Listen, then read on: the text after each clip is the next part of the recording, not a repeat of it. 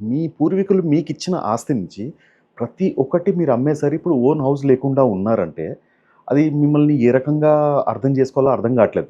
యాక్చువల్‌గా నేను ఈ క్వెషన్ అడగాలా? వద్దా? అని ఒకటుంది. కానీ అడుగుతున్నాను. ఖచ్చితంగా. ప్రేక్షకుల కోసం. హ్మ్.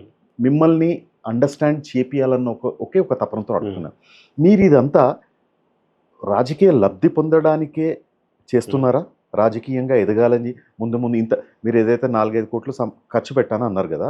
సో, ఒక్కసారి రాజకీయంగా ఎదిగిన తర్వాత దీనికి 100 రెట్లు సంపాదించొచ్చన్న ఐడియా ఏమన్నా ఉందా మీకు? యాక్చువల్‌గా 100కు 100% అయితే నేను పొలిటికల్‌గా వెళ్ళాలనుకోవట్లేదు. నేను నా ఎదుటి వ్యక్తులకి సేవ ఎలా చేయాలో ఒకటి నేర్పియాలనుకున్నాను.